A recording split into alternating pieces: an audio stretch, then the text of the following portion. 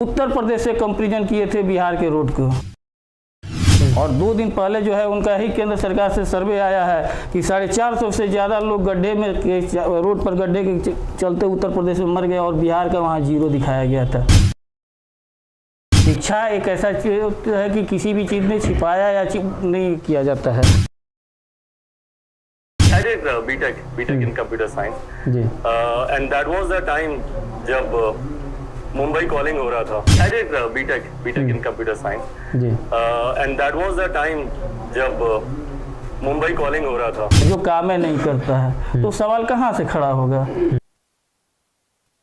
नमस्कार, भारत लाइव देख रहे हैं आप। बिहार के मुख्यमंत्री नीतीश कुमार के सबसे धूल विरोधी चिराग पासवान 20 के चुनाव में वो नीतीश कुमार को काफ़ी नुकसान पहुंचाते हैं और अब भारतीय जनता पार्टी के साथ जुड़कर नीतीश कुमार को लगातार मुख्यमंत्री के पद से हटाने की कोशिश कर रहे हैं। तो ऐसे में हमारे साथ जदयू की तरफ से राजेश तिवारी हैं। आज चिराग पासवान को लेकर इनके पास कुछ तथ्य भी हैं, कुछ सबूत भी हैं, पूरा रिसर्च करके आए हैं, जानने की कोशिश करेंगे।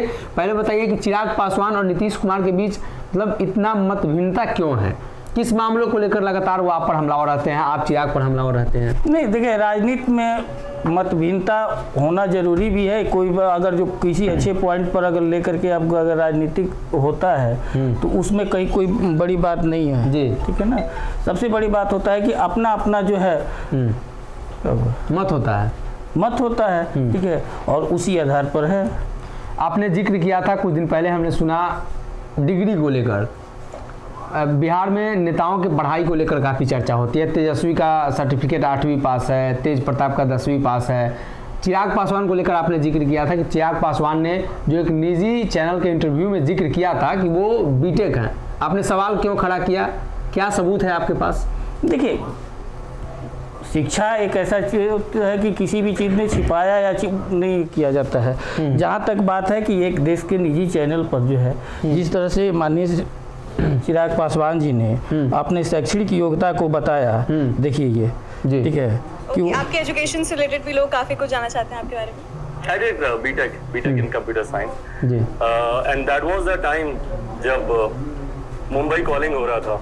कॉलेज का ही वो ऐसा समय होता है जब मतलब इसमें चिराग पासवान बोल रहे हैं कि वो बीटेक कर चुके हैं। लेकिन जब वो 2014 में जब वो नॉमिनेशन किए हैं जमुई लोकसभा से, तो उस समय जब लोकसभा में वो अपने हल्फनामे जो दिए हैं, ठीक है, उसका ही आपको मैं दिखा रहा हूँ। ये देखिए, ये उनका हल्फनामा का है, जमुई लोकसभा का है, 2014 का है, और उसमेमें जब ये किए हैं तो उसमें उनका साफा है कि ये एयरफोर्स गोल्डन यूनिवर्सिटी इंस्टीट्यूट से जो है 1998 में जो है CBSE से मैट्रिक किए हैं। 12वीं का जो है 2003 में किए हुए हैं, ठीक है, और बीटेक जो है झांसी से इंजीनियरिंग से किए हुए हैं, जो फर्स्ट सेमेस्टर 2005 में है जी, ठीक है।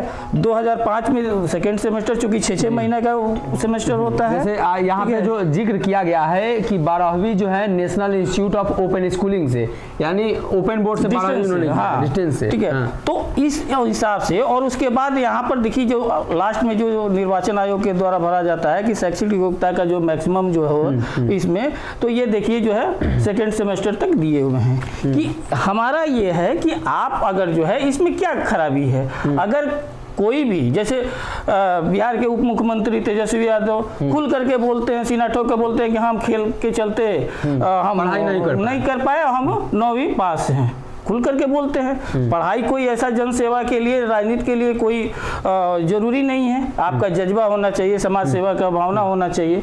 लेकिन इसमें अगर इस तरह से एक नेशनल चैनल पर या और प्लेटफॉर्म पर जिस तरह से अपने जो रियल में जो एजुकेशन छुपा रहा है, जो छुपाया जा रहा है, सवाल ये है कि किस कारण, इसके पीछे क्या है। अगर जो इंटर पास कोई खराब चीज नहीं होता है, अच्छा है, वो योग्यता होता है।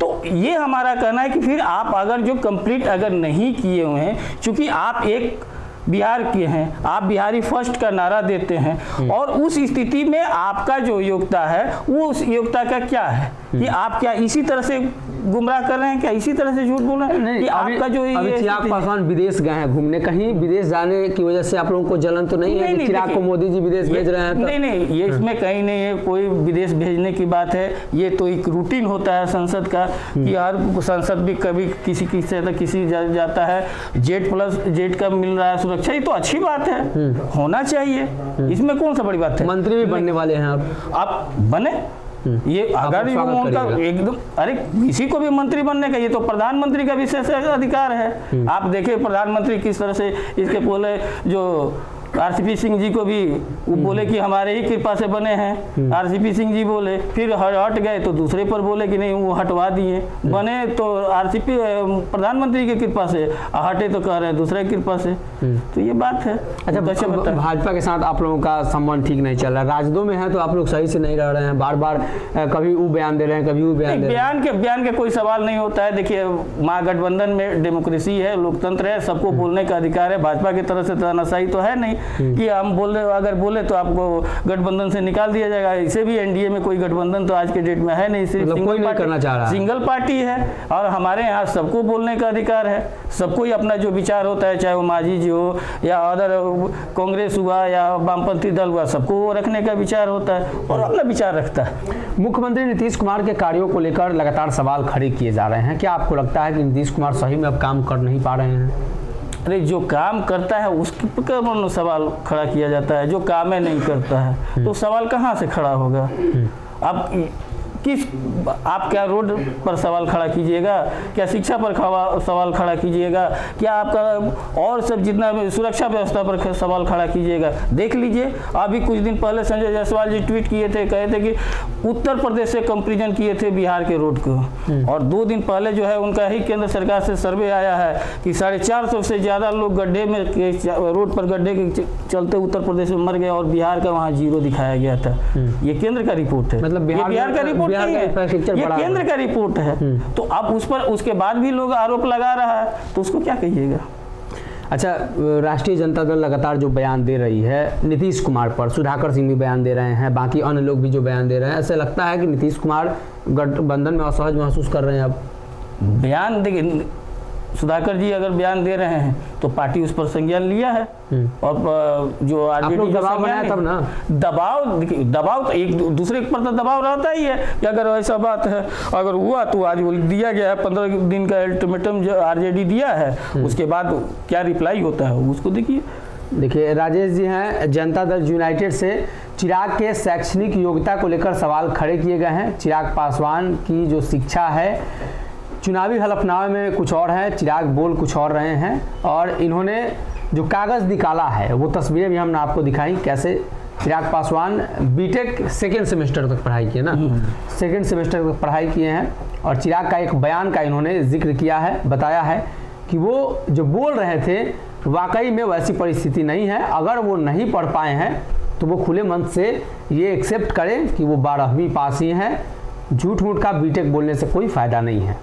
अगर ये वीडियो पसंद आई और वह बिहार के राजनीति और बिहारियत से सरोकार रखेनी तो सब्सक्राइब बटन दबा के चैनल के सब्सक्राइब कर ली। ओजे एगो घंटी बा, ओकरा बटन दबा देला से कुल सटीक और मारक खबर रुआ मुफ्त में मिल जाई।